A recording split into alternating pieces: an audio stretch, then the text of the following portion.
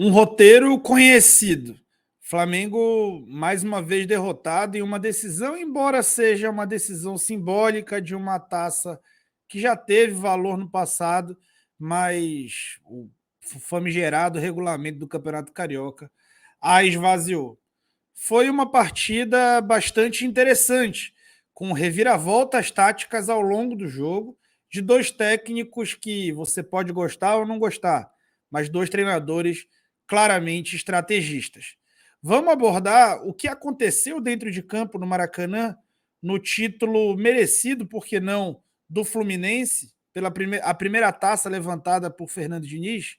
Vamos falar disso no vídeo a seguir. Então, se inscreve no canal, deixa o teu like, que a gente vai já falar de tática sem tatiquez.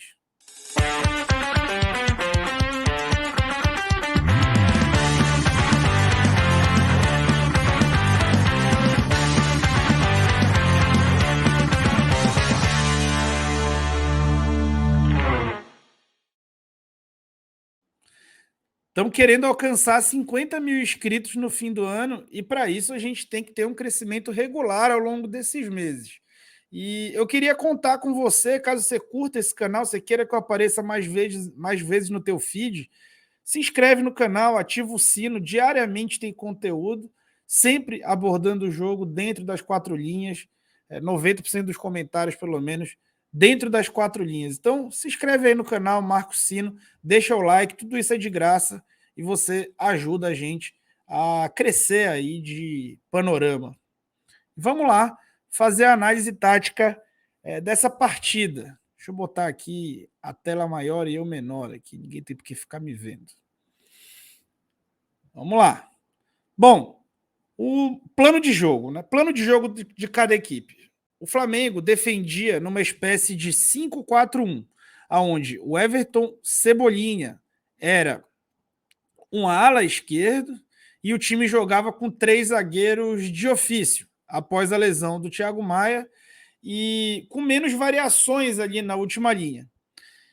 A segunda linha é uma linha de quatro, com mais força, com mais vigor, com Matheus França fazendo parte dela e o Arrascaeta fazendo bem mais os trabalhos de recomposição que faz normalmente. O Fluminense entrou num 4-2-3-1 com Martinelli e André na frente da área e um time que já está na boca do povo aí, tricolor.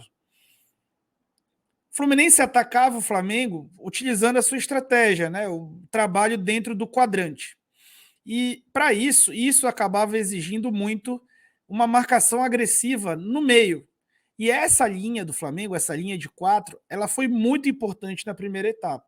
E o time conseguiu dominar o Fluminense, inclusive em termos de território. O Fluminense é um time que dificilmente tem períodos sem bola, dificilmente fica sem bola. E o Flamengo foi muito, muito agressivo na marcação da linha, com essa linha de meio, seja ela alta, seja ela em bloco médio. E o Fluminense praticamente não conseguiu propor nada ofensivamente na primeira etapa. O time do Fluminense, a gente já tinha falado isso na análise pré-jogo, que é um time que joga dentro do quadrante, é o que eu acabei de falar para vocês, mas um detalhe em específico. É um time que ataca a última linha o tempo inteiro. Então, por isso, era importante ter essa marcação agressiva na linha de meio. Vocês notaram que o Flamengo colocou o Fluminense em impedimento muitas vezes na primeira etapa. Por quê? Porque conseguia fazer uma marcação agressiva na linha de meio e mantinha sempre a bola coberta. Quando a bola está coberta, essa última linha aqui anda para frente, ou seja, a bola coberta. O passador está com passe encoberto. E esses caras vão atacar a última linha. O Fluminense ataca a última linha o tempo inteiro. Então o Flamengo conseguiu correr para frente com a sua defesa, enquanto essa linha aqui de meio teve capacidade física de marcar. Marcando o passe, você não tinha a situação de bola descoberta, os passes eram mais difíceis e os jogadores do Fluminense ficavam em impedimento. Tem uma imagem no primeiro tempo do Cano, assim, ligeiramente, claramente chateado, aborrecido, porque estava entrando em impedimento, né? Reclamando dos passadores, etc. Bom, Ofensivamente, o Flamengo atacava num 3-2-4-1, com os dois alas, Everton, Cebolinha e Mateuzinho, forçando os pontas do Fluminense.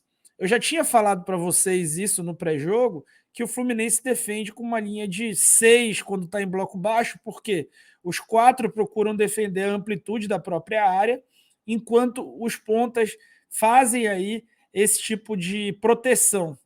E aí o Ganso e o Cano ficam um pouco liberados desse trabalho, enquanto o Martinelli e o André trabalhavam também na frente da área. E aí o Gerson se movimentava, por quê? Eu vou mostrar para vocês. Né? Aqui uma evidência, né, do que eu quero mostrar para vocês, do Arias de um lado e do Keno do outro lado.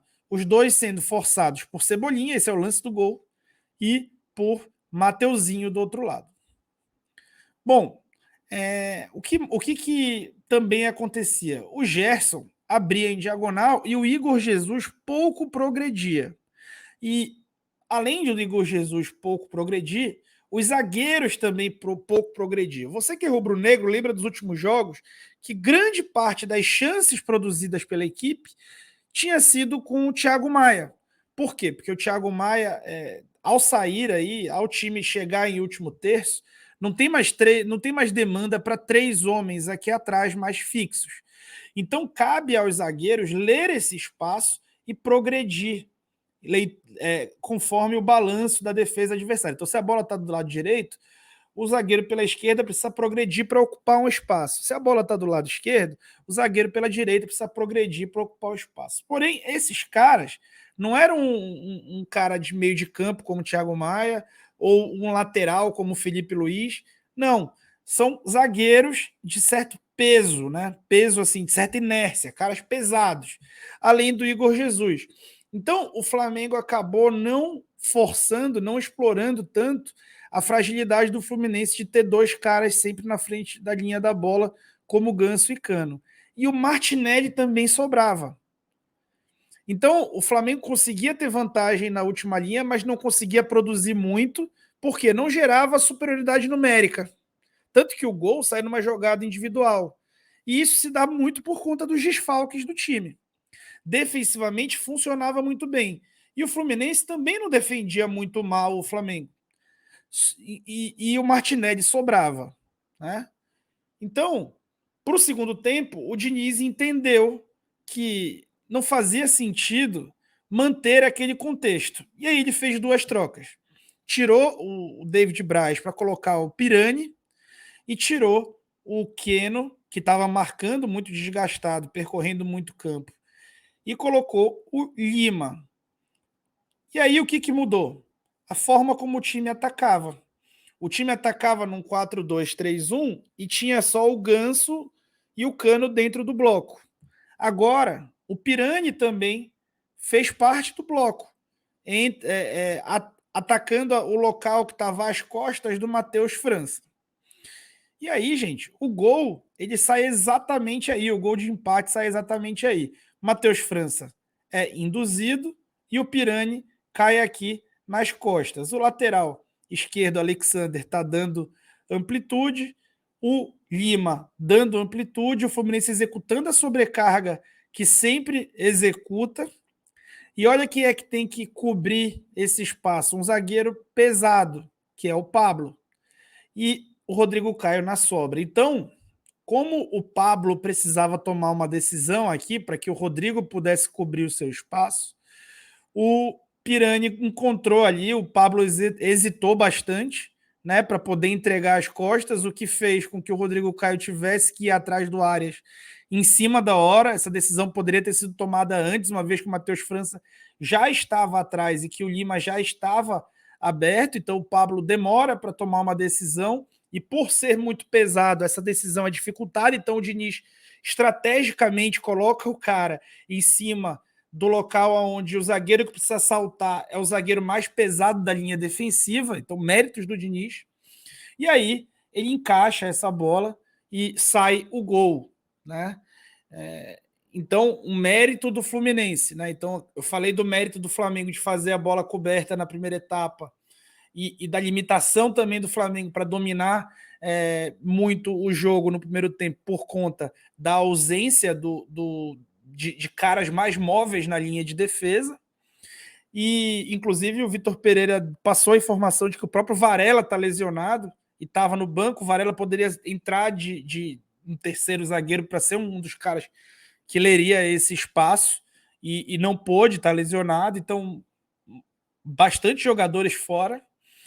E no segundo tempo, o Diniz teve a sagacidade de identificar que tinha uma sobra a mais no meio de campo e gerar uma vantagem ali dentro do bloco do Flamengo. E aí entra um erro do Vitor Pereira, na minha opinião, né? Ele manteve a linha de 5. O Flamengo, assim como eu tinha falado que o Fluminense tinha uma sobra na linha de meio, o Flamengo também tinha sobra nessa linha de 5. E os zagueiros eram pesados. É menos importante quando você joga contra um time que ataca a tua última linha o tempo inteiro. É muito menos importante você defender com mais gente na última linha do que você fazer o movimento de bola coberta. Porque você pode utilizar o território ao seu favor. Com bola coberta, você faz uma linha de impedimento melhor e mantém o adversário mais longe do teu campo. O Flamengo fez mexidas no setor de meio e no ataque para tentar buscar uma igualdade numérica. Então, por exemplo, o Gabriel, que era quase que liberado desse trabalho sem bola, não deu mais para ele ser liberado desse trabalho sem bola e ele entrou com o Mateusão. Na primeira jogada, o Mateusão já meio que justifica a sua entrada fazendo uma roubada de bola. Então, a intenção de colocar o Mateusão não é que justifique para sempre, tá, gente? Justifica a intenção. A intenção de colocar o Mateusão era melhorar essa marcação mais alta, né? E isso ganhou certo território. Só que a mudança foi na intenção de manter a linha de 5, o que, na minha opinião, era um erro porque havia uma desvantagem já na linha de meio, dado o desgaste dos jogadores. Gerson, extremamente desgastado. Matheus França fez hora extra em campo, extenuado. Léo Pereira não conseguia mais ficar em pé. E isso tudo contribuiu para que essa leitura, especialmente esses caras de meio de campo, Gerson, Everton Cebolinha, Matheus França, que ficaram muito cansados, também deixasse menos boa essa cobertura, tá? Que foram as mexidas nessa linha. E aí o Fluminense faz mais mexidas. Gente, o jogo estava com 82 minutos, o Flamengo sendo campeão. O Diniz ele foi um pouco para o desespero. E o Fluminense tinha conseguido avanço territorial, baseado nisso que eu mostrei para vocês taticamente, mas não tinha criado também chance de gol, né? Muitas finalizações, muitas chances perdidas, não. Né? O Cano tinha tido uma chance que ele estava impedido. E só. Né?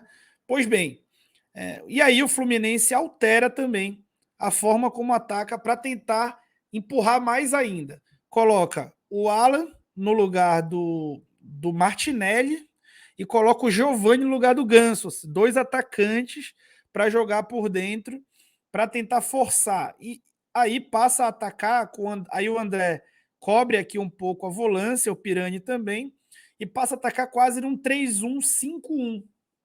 E aí sim, ocupando a última linha do Flamengo. Então acaba que essa linha de 5, a manutenção dela por muito tempo, além de ter perdido território no campo, acabou encorajando também o Diniz, que já o faria, porque precisava fazer um gol, né? Era empatando ou perdendo, era a mesma coisa para ele. Então acabou encorajando também o Diniz a fazê-lo. Então, assim, resumindo, o Flamengo fez a melhor primeira etapa do ano, talvez contra o adversário mais difícil também que enfrentou. O Fluminense é uma equipe muito, muito bem treinada. No segundo tempo, o Diniz entendeu o que ele precisava fazer para resolver e, mais uma vez, mudou o contexto do jogo e, mais uma vez, talvez o Vitor Pereira tenha demorado a entender. Atenuante para o Vitor Pereira. Muitas lesões, uma defesa pesada, escalada não por opção. né? Mas por obrigação, por conta dos desfalques que ele tem, inclusive as opções que ele acabou criando, como o Thiago Maia desfalcando, né? Para o Fluminense, inicialmente foi realmente bastante inferior ao Flamengo, e depois o seu treinador com muitos méritos sobre alterar o contexto do jogo. Então, torcida do Flamengo, por exemplo, está muito na bronca. O que eu posso dizer? Com relação ao primeiro tempo, a melhor primeira etapa da temporada demonstra uma performance evolutiva no aspecto de primeiras etapas, de plano de jogo, de compra das ideias do treinador, um time que se mobilizou bastante. Enquanto segunda etapa demonstra uma preocupação também de que o Flamengo não tem sabido, tem feito segundas etapas muito ruins, não tem sabido reagir às mudanças de contexto do jogo. E isso também é uma coisa que é preocupante, né? Os desfalques acabam, de alguma forma, atenuando, mas também tem muita falta de sorte, né? E isso também precisa ser observado. O Fluminense está de parabéns, tem um time extremamente bem treinado. No segundo tempo, fez o Flamengo correr atrás dele com muita retenção de posse de bola. O Diniz já merecia um título, por mais que seja simbólico, é legal, que dá uma desencantada e tira o argumento raso de muita gente que rejeita o novo. O Diniz é um treinador pioneiro quase na forma de jogar, raríssimo, é um cara raríssimo no futebol mundial e merece ser feliz como um treinador de alto nível, que já é, merece ser reconhecido melhor com relação a isso. E assim, gente, não esperem de mim que peça troca de treinadores. Eu passo aqui as impressões que tenho, elogiei e critiquei novamente dentro de um mesmo jogo.